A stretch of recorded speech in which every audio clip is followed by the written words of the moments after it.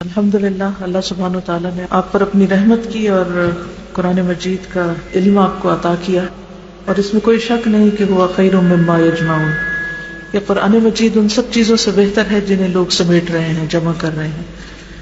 تو الحمدللہ آپ نے اپنے لیے بہت ہی بہترین چیز جمع کی، بہت اچھی چیز سمیٹی۔ اللہ تعالیٰ آپ کے لیے اس کو بہت مبارک کرے۔ قرآن تو مبارک ہے، لیکن اصل بات یہ ہے کہ کیا ہم بھی واقعی اس سے برکت حاصل کر رہے ہیں؟ اس چیز کو جانچنے کا پیمانہ کیا ہے کہ وہ ہمارے لیے بابرکت ہے؟ سب سے بڑا معیار اور سب سے بڑا پیمانہ یہ ہے کہ ہم دیکھیں کہ ہماری زندگیوں میں عملی طور پر کیا تبدیلی آئی، کیونکہ قرآن زندگی میں خیر لاتا ہے اور پہلے سے موجود خیر میں اضافہ کرتا ہے۔ اگر ہماری زندگی قرآن مجید پڑھنے سے پہلے اور بعد میں مختلف ہے تو واقعی یہ کتاب ہمارے لیے مبارک ثابت ہوئی۔ اس خیر کو ہم کس طرح جانچیں کہ ہم میں کوئی تبدیلی آئی ہے یا نہیں آئی؟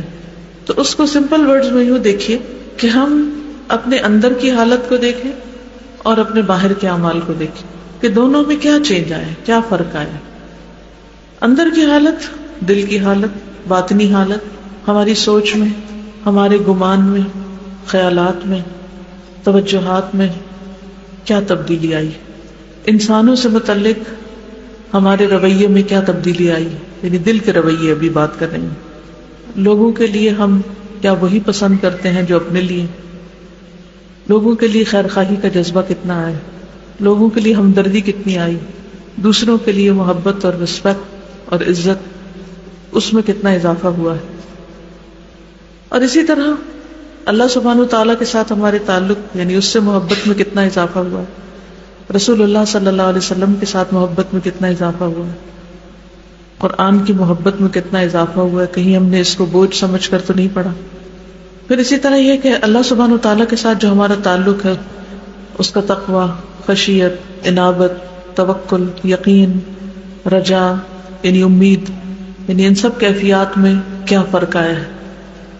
ہم جہاں سے چلے تھے وہاں سے لے کر آج تک ہمارے دل کی حالت کتنی بدلی، اور اگر اس میں تبدیلی آئی ہے تو یقیناً یہ کتاب ہمارے لیے خیر و برکت اور بھلائی کا سبب ہوئی، اور اگر وہ تبدیلی نہیں آئی تو پھر ہم سب کے لیے لمحہ فکریہ۔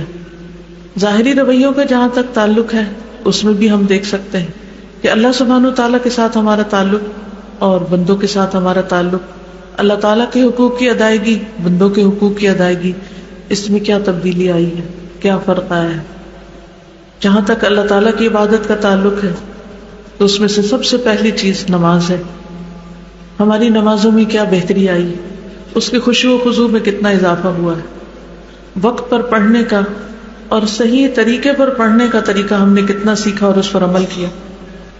یعنی اللہ سبحانہ وتعالیٰ کے ساتھ ہمارا عبادت کا جو تعلق ہے اس میں کتنی بہتری آئی، کیا فرائض کی ادائیگی، یعنی فرض نمازوں کی ادائیگی بر وقت ہوتی، کیا فرائض کے ساتھ ہم نوافل کی بھی پابندی کرتے ہیں، اور پھر نوافل میں خاص طور پر جیسے تہجد کے نوافل، اس کو پڑھنے کی کتنی کوشش کی۔ اسی طرح کیا ہم نے اشراق پڑھنا شروع کیے، کیا اگر کبھی اشراق چھٹ جائے تو تکلیف ہوتی؟ رمضان کیسا گزرتا ہے، رمضان میں عبادات کی کیفیت کیسی ہے؟ پھر اسی طرح نفل روزوں کی طرف کیا توجہ کی؟ کیونکہ اگر قرآن مجید پڑھ کر اللہ سبحانہ وتعالیٰ سے تعلق میں اضافہ نہیں ہوا تو پھر ہم صرف ایک مشین بن گئے۔ پھر اسی طرح اللہ سبحانہ وتعالیٰ کے ساتھ صرف عبادات ہی کا تعلق نہیں بلکہ ہر وقت کا تعلق، یعنی ذکر۔ ہمارے دل میں اکثر کس کی یاد رہتی، ہماری زبان پر اکثر کس چیز کے تذکرے رہتے ہیں؟ کیا واقعی اللہ سبحانہ وتعالیٰ اتنا قریب محسوس ہوتا ہے کہ اس سے زیادہ قریب کوئی اور نہ ہو؟ کیونکہ قرآن ایمان میں اضافہ کرتا ہے، ایمان کی تکمیل کرتا ہے قرآن کا پڑھنا پڑھانا۔ کیا وہ تکمیل اس اعتبار سے ہوئی کہ والذین آمنوا اشد حبا للہ، وہ لوگ جو ایمان لائے اللہ کی محبت میں شدید ہوتے ہیں۔ اشد کا مطلب ہے سب سے زیادہ شدید، سب سے زیادہ محبت رکھنے والے۔ تو ہم اپنے دلوں کا جائزہ لیں کہ واقعی اللہ کی محبت سب سے بڑھ کر ہے۔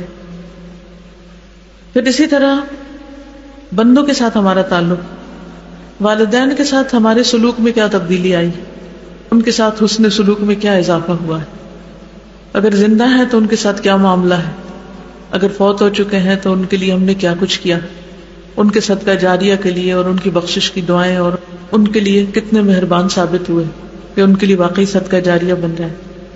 شوہر کے ساتھ ہمارے تعلقات کس قسم کے ہیں، کیونکہ شوہر کو جنت اور دوزخ بتایا گیا ایک عورت کے لیے، تو اگر شوہر ناراض ہے تو عورت کی نماز روزہ اور باقی چیزیں بھی اسے فائدہ نہیں دیتی، ہاں اگر ناراضگی اس کی وجہ ہے، اگر دین پر عمل کرنے میں ناراضگی ہے کہ کوئی نماز کیوں پڑھتا ہے یا اللہ کا حق کیوں ادا کرتا ہے تو وہ بے جان ناراضگی، لیکن اس کے جائز حقوق جو اللہ نے اس کو دیے ہیں، کیا ان حقوق کی ادائیگی کی فکر ہے، اس کے ساتھ بات چیت میں، معاملے میں کیا ہوتا ہے، پھر اس کے ساتھ ساتھ اس کے جو پیارے ہیں، جو اس کے والدین ہو سکتے ہیں، بہن بھائی ہو سکتے ہیں، ان کے ساتھ ہمارا تعلق کیسا ہے، کیونکہ یہ وہ رشتے ہوتے ہیں کہ جس میں عام طور پر رشتوں کے حقوق کی ادائیگی یا ان کے ساتھ اچھا معاملہ بہت مشکل ہوتا ہے، جس کے لیے انسان کو واقعی جد و جہد کرنی پڑتی۔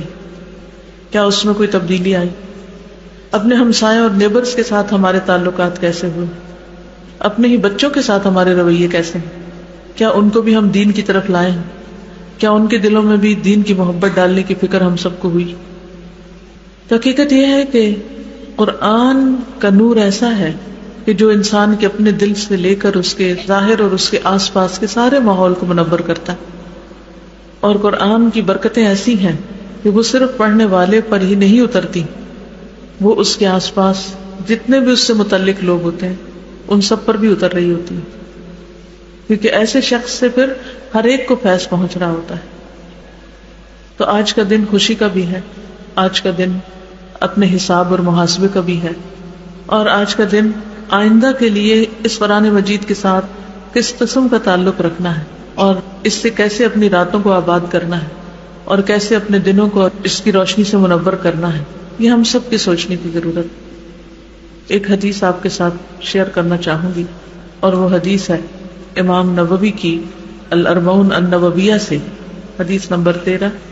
یہ حدیث ہمارے لیے ایک سوال ہے کہ کیا واقعی قرآن پڑھنے اور پڑھانے اور قرآن کی تعلیم دینے سے ہمارے عملی رویوں میں اور لوگوں کے ساتھ جو ہمارے تعلقات ہیں ان میں تبدیلی آئی ہے یا نہیں آئی۔ حدیث ہے ان ابی حمزہ انس بن مالک رضی اللہ عنہ خادم رسول اللہ صلی اللہ علیہ وسلم عن النبی صلی اللہ علیہ وسلم قال لا يؤمن احدکم حتی يحب لأخیہ ما يحب لنفسہ۔ انس بن مالک سے روایت ہے کہ رسول اللہ صلی اللہ علیہ وسلم نے فرمایا، تم میں سے کوئی شخص اس وقت تک کامل مومن نہیں بن سکتا جب تک کہ اپنے مسلمان بھائی کے لیے وہی پسند نہ کرے جو وہ اپنے لیے کرتا ہے۔ یہ حدیث ہم سے ایک سوال کرتی، ہمیں اپنا جائزہ لینے کا موقع فراہم کرتی، اور وہ کیا کہ ہمارے ایمان کی حالت کیا ہے، کیونکہ نبی صلی اللہ علیہ وسلم نے فرمایا کہ تم میں سے کوئی شخص اس وقت تک مومن نہیں ہو سکتا، یعنی اس کا ایمان مکمل نہیں ہو سکتا جب تک کہ وہ دوسرے کے لیے وہ نہ چاہے جو اپنے لیے چاہتا ہے۔ ہم اپنے لیے کیا چاہتے ہیں؟ ہر وقت صرف چاہت ہی تو ہے، کتنی ہی خواہشات ہیں، کتنی ہی آرزویں ہیں، اور دنیا کی شاید ہی کوئی خیر اور بھلائی ہو جو ہم اپنے لیے نہ چاہتے ہیں۔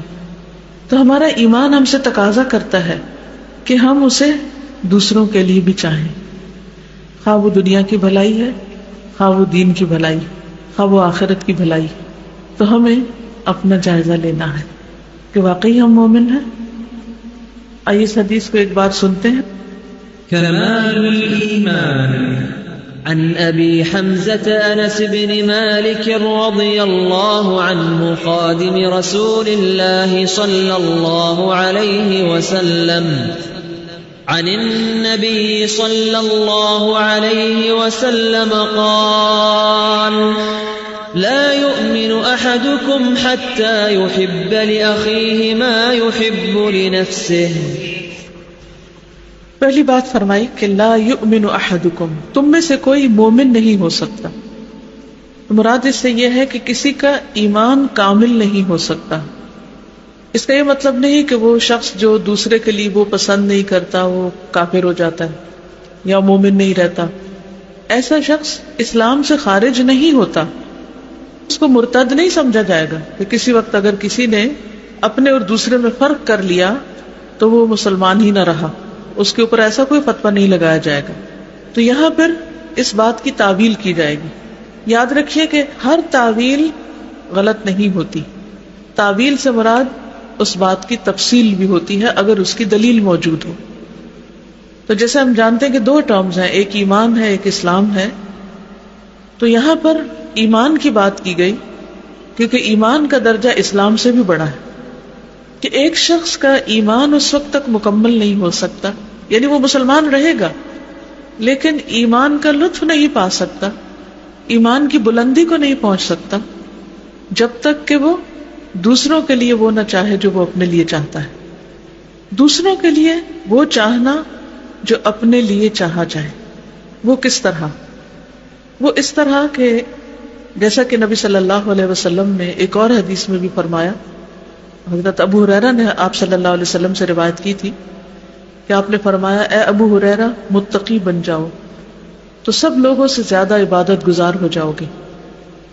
قناعت پسند بن جاؤ تو سب سے زیادہ شکر گزار ہو جاؤ گے. لوگوں کے لیے وہی کچھ پسند کرو جو اپنے لیے کرتے ہو تو مومن بن جاؤ گے. اپنے ہمسائے کے ساتھ ہمسائیگی کا تعلق اچھا رکھو تو مسلم بن جاؤ گے. اور ہنسنا کم کر دو کیونکہ زیادہ ہنسی دل کو مردہ کر دیتی. اور پھر اس عمل سے ایمان کی تکمیل کس طرح ہوتی ہے؟ ایک اور جگہ پر نبی صلی اللہ علیہ وسلم نے فرمایا کہ تم میں سے جو شخص یہ چاہتا ہے کہ اسے جہنم کی آگ سے بچا لیا جائے اور وہ جنت میں داخل ہو جائے تو اسے اس حال میں موت آنی چاہیے کہ وہ اللہ اور یوم آخرت پر ایمان رکھتا ہو اور لوگوں کو وہ دے جو خود لینا پسند کرتا ہو. تو گویا یہ دوسری حدیث پہلی حدیث کی مزید وضاحت کر رہی، یعنی لین دین میں، معاملات میں. اب لین دین کہاں سے شروع ہوتا ہے؟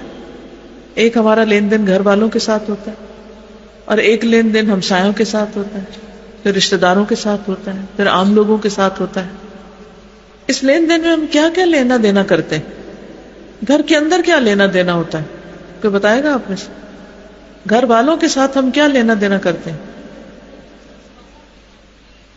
ویری گڈ ایگزامپل، جیسے کھانا دیتے ہیں. آپ مثلاً کھانا نکال کر دے رہے ہیں یا اپنے لیے کھانا ڈال رہے ہیں. مثلاً آپ سب گھر والے بیٹھے، بہن بھائی بیٹھے، سب کو کھانا ہے. اب پہلے نمبر پہ آپ کے ہاتھ آ گیا، اب آپ کو کھانا کیسے ڈالنا ہے؟ جی، دوسروں کا خیال رکھتے ہوئے یا اس کو گھما گھما کے اپنی پسند کی چیز نکال کے کھانا ٹھنڈا کر کے اور جو بچا کچا ہے وہ دوسرے کے آگے کر دیا. اس معاملے میں سنت ہمیں کیا سکھاتی؟ کہاں سے نکالو؟ سامنے سے نکالو. تو کیا یہ اسلامک مینرز کے خلاف نہیں کہ لے کے اور اس میں خوب ڈھونڈ ڈھونڈ کے چمچ ہلا ہلا کے اور اپنے لیے پسند کا نکال کے اور پھر دوسرے کو دیا جائے؟ کیا اس طریقے پر کھانا ڈالنے سے ہم صحیح معنوں میں حدیث پر عمل کر رہے ہوتے ہیں؟ اور کیا یہ ہماری ایمان کی تکمیل کا ذریعہ ہو سکتا ہے؟ اور گھر میں کیا لینا دینا ہوتا ہے؟ جی، لباس. اس میں ہم کیا کرتے ہیں؟ اپنے لیے کیسا بناتے ہیں اور دوسرے کے لیے کیسا بناتے ہیں؟ اور دوسرے سے مراد کون کون ہو سکتے ہیں؟ گھر کا سٹاف ہو سکتا ہے، چلیں وہاں پھر بھی کسی عذر کو قبول کیا جا سکتا ہے، لیکن ان لاز، رشتہ دار جب اپنے لیے کچھ خریدتے ہیں تو وہ خریدتے ہیں جو پہننے کے لائق ہو، اور جب کسی رشتہ دار کو دینا ہو، بلکہ باقاعدہ کہا جاتا ہے جو چیز گھٹیا قسم کی ہو کہ چلو یہ سستی مل رہی ہے خرید لیتے ہیں، دینے دلانے کے کام آ جائے گا. واضح طور پر ہم نے فرق کر دیا. اب ہم یہ کہہ سکتے ہیں کہ بھئی اتنا تو کوئی افورڈ نہیں کر سکتا کہ جو خود پہن رہے ہیں وہی کسی کو دیں. ہاں واقعی، لیکن کیوں نہیں افورڈ کر سکتے؟ اس کی کیا وجہ ہوتی؟ دل تو ایک طرف، اس کی وجہ یہ ہوتی اپنے لیے ایک نہیں، دو نہیں، تین، ایک ایک وارڈروب جا کر اگر آپ دیکھیں تو جو کچھ اس میں لٹکا ہوا ہوگا کیا وہ سارا استعمال کے لائق بھی ہے، اور کیا واقعی وہ اسراف میں شامل ہوتا ہے یا نہیں ہوتا؟ ہمیں کسی کو دینے کے لیے کچھ اس لیے نہیں ملتا کیونکہ ہم اپنی ذات پر اسراف کرتے ہیں، اور دوسرے کو دیتے وقت پھر ہمارے پاس کچھ نہیں بچتا. تو پھر ایمان کی تکمیل تو نہ ہوئی. اپنے سٹینڈرڈ کو تھوڑا سا نیچے لے آئیں, اپنی ذات کے لیے تھوڑا سا کم کر لیں, کوئی زیادہ شان میں فرق نہیں آتا. کیا آپ کے رشتہ دار آپ کے اچھے لباس کی وجہ سے آپ سے محبت کرتے ہیں یا آپ کے اچھے اخلاق کی وجہ سے؟ اور یہ ہماری کتنی غلط فہمی ہے کہ اگر ہمارا ڈریس زیادہ اچھا ہوگا تو ہمارا روب زیادہ ہوگا اور ہم دوسرے کو دبا کے رکھ سکتے ہیں. ہاں وقتی طور پر ہو سکتا ہے کوئی شخص آپ سے خوف زدہ ہو, مروب ہو, لیکن حقیقت میں وہ مروب نہیں ہو سکتا. آپ اس کا دل نہیں جیت سکتے. ہو سکتا اپنی زبان سے بھی کچھ بھی نہ کہیں. اسی طرح جیسے گرمیوں سردیوں کے کپڑے بنتے ہیں, سارے گھر والوں کے بن رہے ہیں. ایک اور فرق جہاں پر آتا ہے وہ بیٹیوں اور بہوؤں میں آتا ہے. میں نہیں کہتی کہ سب لوگ کرتے ہیں, بعض لوگ ہو سکتا ہے کہ بہوؤں کے لیے بیٹیوں سے بھی زیادہ کرتے ہیں, لیکن اس میں بھی اپنے پرائے میں فرق کر لیا جاتا ہے. پھر جہاں سگے ستیلے کا معاملہ ہو وہاں بھی فرق کر لیا جاتا ہے. اور ان بنیادی اسلامی اصولوں پر عمل نہ کرنے کی وجہ سے نقصان کیا ہوا ہے کہ معاشرے میں اتنا فرق آ گیا ہے کہ ایک ہی خاندان کے اندر بڑے بڑے فرق پائے جاتے ہیں اور ایک ہی سوسائٹی کے اندر, جس کی وجہ سے یہ سارا انریسٹ ہے. اب آپ دیکھیے کہ نبی صلی اللہ علیہ وسلم نے فرمایا, اور یہ صحیح مسلم کی حدیث ہے, من احب ان یزحزح عن النار ویدخل الجنۃ, جو چاہتا ہو کہ وہ آگ سے بچا لیا جائے اور جنت میں داخل ہو جائے. اور ہم سب چاہتے ہیں کیونکہ یہی سکسیس ہے اصل میں. قرآن پڑھتے ہوئے پڑھاتے ہوئے بہت دفعہ یاد کوٹ کی جاتی ہے, من زحزح عن النار وادخل الجنۃ فقد فاز, کہ جو آگ سے بچا لیا گیا اور جنت میں داخل کر دیا گیا وہ کامیاب ہو گیا, فقد فاز. تو یہاں آپ نے اسی چیز کے بارے میں فرمایا کہ جو چاہتا ہے کہ آگ سے بچا لیا جائے اور جنت میں داخل کر دیا جائے, اسے چاہیے کہ اس کی موت اس حال میں آئے, موت اس حال میں آئے کہ وہ اللہ اور یوم آخرت پر ایمان رکھتا ہو اور لوگوں کو وہ دے جو خود لینا پسند کرتا ہو. اب یہاں دائرہ بڑھا دیا گیا, صرف گھر والے نہیں باہر کے بھی شامل ہو جاتے ہیں. تو جب ہم اپنوں کے ساتھ ایسا معاملہ کرتے ہیں تو باہر والوں کے ساتھ کیا کریں گے؟ پھر کچھ اور کیا دیتے ہیں ہم اپنے گھر والوں کو؟ اچھا اخلاق, اچھا رویہ. ہمیں تو دین یہ سکھاتا ہے کہ اس کو بھی سلام کرو جس کو جانتے اور اس کو بھی کرو جس کو نہیں جانتے. ٹھیک ہے, جس کو ہم جانتے ہیں اس سے سلام کر کے ایک محبت کا عنصر شامل ہوتا ہے تو obviously ایک والہانہ انداز ہوتا ہے. لیکن ایک ایکسٹریم یہ ہے کہ جس کو جانتے ہیں اس کو تو صرف سلام نہیں, گلے لگانا اور لمبی چوڑی باتوں کا سلسلہ شروع ہو جاتا ہے. اور دوسری طرف جس کو نہیں جانتے, چاہے وہ اس کے ساتھ ہی کھڑا ہو, اس کے ساتھ ہی آیا ہو, اس کی طرف دیکھنا بھی گوارا نہیں کرتے اور سلام بھی نہیں کرتے, اس کو پوچھتے بھی نہیں, آگے بڑھ کے یہ بھی نہیں جاننے کی کوشش کرتے کہ یہ غریب ہے کون. دیکھنے کو تو چھوٹی سی بات ہے لیکن بہت بڑی بات. تو کسی مجلس میں آپ جاتے ہیں, شادی ہے, بیاہ ہے یا اوپن مجلس ہے, ٹھیک ہے درس کی مجلس ایسی نہیں کہ اس وقت جو داخل ہو سلام شروع کر دے, تو obviously وہ موقع نہیں ہے. لیکن جب آپ کسی بھی ایسی مجلس میں جاتے ہیں تو آپ کیا کرتے ہیں؟ اونچی آواز میں سلام کریں. کتنی دفعہ؟ ایک دفعہ میں بازو کا سب نہیں سنتے, 2 دفعہ 3 دفعہ. شرمندہ نہ ہو, شرمسار نہ ہو, اور یہ نہ سوچے کہ میں کوئی برا کام کر رہا ہوں. آپ تو وہ کام کر رہے ہیں جو جنت میں لے جانے والے. اور پھر اپنی کرسی سے اٹھ کے ان سے بھی ملے جن کو آپ جانتے ہیں, رشتہ داروں کو, دوستوں کو, اور ان سے بھی ملے جن کو آپ نہیں جانتے, اور بہت اچھے اخلاق سے ملے. ان کے لیے بھی وہی پسند کریں, کیونکہ بعض اوقات ایسا بھی ہوتا ہے کہ کسی شادی میں, کسی مجلس میں کوئی ایسا شخص آ جاتا ہے کہ جو انجان ہوتا ہے یا دوسرے شہر یا ملک سے آیا ہوتا ہے, اس کو زیادہ تر لوگ نہیں جانتے ہوتے, یا دور پار کا کوئی رشتہ دار ہوتا ہے. تو ایسے میں اس کی فیلنگ کیا ہوتی؟ سارے گل رہے ہیں, مل رہے ہیں, گلے لگ رہے ہیں, ایک دوسرے سے چہچہا رہے ہیں, باتیں کر رہے ہیں, اور اس کو کارنر کر دیا گیا. اس کے لیے بھی وہی پسند کریں کہ جو آپ اس کی جگہ پر ہوتے تو اپنے لیے پسند کرتے, اس کو اپنی جگہ پہ رکھ لیں. اور کیا دیتے ہیں ہم دوسروں کو؟ اسمائل دیتے ہیں. تو ضروری نہیں ہوتا کہ آپ صرف اس کو اسمائل دیں جس کو آپ جانتے ہیں, اس سے اسمائل کا تبادلہ کریں. اس کو بھی دیں جس کو آپ نہیں جانتے, وہ بھی اللہ کی کریشن ہے, یعنی آپ کی مسلمان بہن ہے. اور کیا دینا ہوتا ہے؟ اور کیا دیتے ہیں؟ رسپیکٹ دیتے ہیں. رسپیکٹ کے معاملے میں بھی ہر ایک کو رسپیکٹ دیں.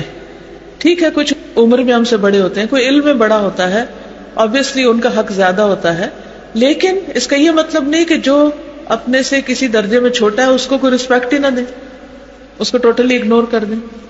اس کو بھی دیں. اور دینے والی چیزوں میں، بانٹنے والی چیزوں میں کیا ہوتا ہے؟ دعاؤں میں بھی سب کو شریک کریں، اور مال، ٹھیک ہے، وقت اور علم، مثلا جیسے قرآن پڑھے ہوئے لوگ ہیں یہاں، یا پڑھنے والے، یا جو بھی قرآن نہ سے کوئی بھی علم ہے آپ کے پاس. آخر ایسا کیوں ہوتا ہے کہ جب ہمارے پاس کوئی ہنر ہوتا ہے یا کوئی علم ہوتا ہے یا کوئی اسکل ہوتی ہے، ایون کیک بنانا ہی ہے مثلا، ایز لانگ ایز آپ اس کو میدے سے نہ بنا رہے ہیں، کیک بنانا ہی ہے. اب بہت سے لوگ میدے کی جگہ جو کا آٹا استعمال کرنے لگے، لیکن آبویسلی وہ ریسیپی نہیں پتا تو وہ چیز اس طرح نہیں بنتی. لیکن کچھ لوگ بہت ماسٹر ہو چکے ہیں اس میں بھی، بہت اچھے اچھے بنا لیتے ہیں. اب ان کا کیا فرض بنتا ہے کہ اس علم کو کیا کریں، ریسیپیز کو واقعی خوشی سے دیں گے، کیونکہ بہت سے لوگ اس میں بخل کرتے، نہیں دیتے، وہ ایک انگریڈینٹ کم کر دیں گے اس میں اور وہ ویسا نہیں بنے گا. اس قسم کا بخل ہے. اور آپ دیکھیں اس کی وجہ سے کتنے آرٹ اور کتنے ہنر ختم ہو گئے. آج ہمارے ہی ملک میں کتنی چیزیں ایسی ہیں جو ریئر ہوتی جا رہی ہیں. ابھی پچھلے دنوں میں ملتان میں تھی، جب میری شادی تھی آج سے 30-32 سال پہلے، تو اس وقت میں دیکھتی تھی کہ بہت زیادہ ہاتھ کا کام، دھاگے کا کام، موتی کا کام، تلے کا کام، اس کا اس کا. اب اتنا کام لوگ نہیں کرتے، بہت سی چیزیں مشینی ہو گئی. بہت سی جیسے وہ دلائیاں بنتی تھیں اور اس میں بہت پتلی روئی کی تہ اور یا کھیس کی طرح یا ہلکے اور چھوٹے چھوٹے ٹانکوں کے ساتھ وہ چیزیں اتنی کمفرٹیبل اور اتنی صحت کے لیے بھی اچھی اور اتنی بہترین کہ کوئی دنیا کی اور چیز کو ایسا مقابلہ نہیں اس کا کرتی. لیکن اب اٹس جسٹ ڈائنگ آرٹ، کوئی نہیں جانتا، کیونکہ یا تو لوگوں نے مشینی زندگی کو اختیار کر کے ویسے ہی چھوڑ دیا، یا پھر یہ کہ سکھانے والوں نے اس کو آگے سکھایا نہیں، ٹرانسفر نہیں کیا. ایک نہیں، بہت ساری چیزیں ایسی ختم ہوتی چلی جا رہی. پہلے گھروں میں پنجیریاں بنتی تھی، ایسی چیزیں، گرمی آئی ہے، سردی آئی ہے، خاص قسم کی دیسی چیزیں بنتی تھی. اب وہ سب بچوں کو آگے کسی کو بھی نہیں آتی. اس میں ضروری طور پر یہ نہیں کہ بخل کے تحت نہیں سکھایا گیا، اسے بانٹا نہیں گیا، دیا نہیں گیا. اور نئے نئے کھانے اور نئے نئے قسم کی جو چیزیں ہیں ان کے بنانے میں، وہ چیزیں اگر ہمیں کسی سے شیئر کرنی پڑے یا کسی کو راہ دکھانی پڑے یا کوئی سستی چیز کہیں مل رہی ہو، تو ہم دوسروں کے لیے وہ نہیں پسند کرتے جو اپنے لیے چاہتے. اسی طرح علم میں کوئی اور علم بھی ہو سکتا ہے، چاہے دین کا ہو یا دنیا کا. بعض اوقات ہم خود تو پڑھ لیتے ہیں یا اپنے بچوں کی حد تک پڑھا سکھا لیتے ہیں، لیکن اس کو آگے نہیں بانٹتے، دوسروں کو اس میں شریک نہیں کرتے، دوسروں کو نہیں بتاتے. اگر کوئی اچھا ٹیچر ہے، کوئی اچھا ٹیوٹر ہے، کہیں سے کسی کو فیض پہنچ سکتا ہے، تو ان آئیڈیاز کو، ان ٹپس کو، ان باتوں کو دوسروں سے شیئر نہیں کرتے. کس ڈر سے کہ یہ خاندان کے دوسرے بچے بھی اگر ہمارے بچوں کی کمپٹیشن میں آگے اور وہ بھی آگے نکل گئے تو پھر ان کو کون پوچھے گا. حالانکہ وہ آگے نکلیں گے تو آپ کے بچے بھی شاید ان کے مقابلے میں اور محنت کریں، کیونکہ بہت ساری چیزیں صرف ایک ہی کو کھلانے سے بدہضمی ہو جاتی. یہ صرف اپنے ہی بچوں کو دیتے جائیں گے تو اتنا فائدہ نہیں ہوگا. پھر اسی طرح خود اپنی ذات کے لیے ہر طرح کی بھلائی چاہنا اور دوسرے کے لیے وہ نہ چاہنا. تو کوئی بھی چیز جو آپ کی چاہت ہو، آپ اس پر ضرور سوچا کریں کہ میں دوسرے کے لیے کیا چاہتی ہوں، کیا اتنی ہی بھلائی، اتنی ہی خیر. کوئی بیمار ہے مثلا، بعض اوقات بزرگ ہوتے ہیں، اٹھ کے پانی نہیں پی سکتے، اپنے لیے پنکھا نہیں چلا سکتے، کئی چیزیں ہوتی ہیں لیکن توجہ نہیں ہے. تو دین اصل میں اس حدیث کی روح سے سکھانا کیا چاہتا ہے کہ دوسروں کو امپورٹنس دو. سب کو شکایت کس چیز کی ہے کہ مجھے توجہ نہیں مل رہی. ہر کوئی توجہ کا بھوکا ہے. شوہر سے شکایت عموماً بیویوں کو کیوں ہوتی، بیویوں سے شکایت شوہروں کو کیا ہے، بچوں کو شکایت ماں سے کیا ہے، ماں کو شکایت بچوں سے کیا ہے. ایک عمومی شکایت، دوستوں کو شکایت دوستوں سے کیا ہے. عمومی شکایت کیا ہے کہ مجھے توجہ نہیں دی جاتی. جی شیئر نہیں کرتے. عیب سمجھا جاتا تھا. مجھے یاد ہے اچھی طرح کہ ہماری شامت آ جاتی تھی اگر کوئی چیز اکیلے کھانے کی بات کرتے، اور باقاعدہ تقسیم کروایا جاتا تھا، اور جو دینے والا ہے وہ سب سے آخر میں لے گا. یعنی ہمارے والد جب بھی کوئی چیز گھر میں لاتے تو وہ کبھی ایک کو کہتے اچھا تم تقسیم کرو، دوسرے کہتے اچھا تم تقسیم کرو، اور پہلے وہ دوسروں کو سب کو دے کر پھر آخر میں اس کی اپنی باری آتی کھانے کی. اس سے ایک صبر اور حوصلہ بھی پیدا ہوتا ہے. فریج وغیرہ اور فریزر بخل کا ایک اور بہت بڑا ذریعہ بن گئے. ہم کہنے کو تو بہت کہتے ہیں کہ نبی صلی اللہ علیہ وسلم ہمارے لیے بہترین نمونہ ہے، آپ کیا کرتے تھے بچے ہوئے کھانے کے ساتھ؟ بچا ہوا نہیں، صرف بعض اوقات اپنے کھانے کا، یعنی پورے دن کے روزہ رکھنے کے بعد اپنے حصے کا کھانا. میں کہتی اس سے مشکل ٹیسٹ کوئی نہیں ہو سکتا کہ آپ بھوک سے تڑپ رہے اور اتنے میں کوئی اور مانگ لے اور آپ اس کے آگے کر دیں. تو کہاں یہ کہ جو بچ جائے وہ بھی نہ دیں، کہاں کھڑے ہیں. اور کتنا کتنا فوڈ ویسٹ ہوتا ہے. کوئی گلی نہیں ایسی جس کے کونے پہ کوڑے کا ڈھیر ہو اور اس میں بچے کھانا نہ چن رہے ہوں. کل ہی میں کہیں جا رہی تھی تو راستے میں اتنا پیارا بچہ، کپڑے اس کے صاف ستھرے تھے لیکن کوڑے کے ڈھیر پہ بیٹھا ہوا تھا، کچھ خود ڈال رہا تھا منہ میں اور کچھ اپنے بیگ میں ڈال رہا تھا. گھر والوں نے کہا ہوگا، ماں نے، جاؤ کھانا ڈھونڈ کے لاؤ، اور کوئی ذریعہ نہیں ہوگا لینے کا. تو ہم اکثر کیا کرتے، نہیں کھاتے، اٹھاتے ہیں، بن میں ڈال دیتے ہیں، پھینک دیتے ہیں، اور وہ وہاں سے چن چن کے کھا رہے ہیں جیسے بلیاں کتے بھی چاہ کے ان لفافوں کو پھاڑ دیتے ہیں. جی شادیوں میں کیا کرتے ہیں کہ اتنا سارا اپنی ہی پلیٹ میں بھر کے رکھ لیتے ہیں اور اس کے بعد کھا ہی نہیں جاتا، اس کو ضائع کر دیتے ہیں. کوئی بندہ ایسا نہیں ہوگا جس نے ایسی کوئی شادی نہ دیکھی ہو، بلکہ کوئی شادی اس کے بغیر ہوئی نہیں ہوگی کہ جس میں کھانا نہ ضائع ہو. کوئی نہیں کہہ سکتا کہ ہماری شادی پہ ایک چاول بھی ضائع نہیں ہوا. نہیں، جتنی مرضی آپ احتیاط کریں، پرواہ نہیں. اتنی ہرس اور اتنی لالچ کہ سب سے اچھا اور سب سے زیادہ میں لے لوں، اور بلانے والے بےچارے لا لا کے بھر رہے ہوتے ہیں اور یہاں سے پلیٹیں بھر رہی جا رہی ہوتی ہیں اور بعد میں پلیٹیں ایک ہی جا رہی ہوتی ہیں. جب خود کھا رہے ہوں اور اس کی خوشبوئیں اٹھ رہی ہوں تو وہ خوشبو اگر ہمسائے کے گھر میں بھی چلی جائے تو اس کو دینا بھی لازم آ جاتا. کہا یہ کہ جو گھر کے اندر ہے، آپ کے ساتھ ہے، اور وہ کام کر کر کے تھکا ہوا بھوکا ہے، اور ہم صبح سے ناشتہ کر کے بیٹھے ہیں اور بھوک بھی نہیں، اور پھر بچوں کو زبردستی اور کھلایا جا رہا ہے. حدیث میں بھی آتا ہے نا کہ تم اپنے کمزوروں کی وجہ سے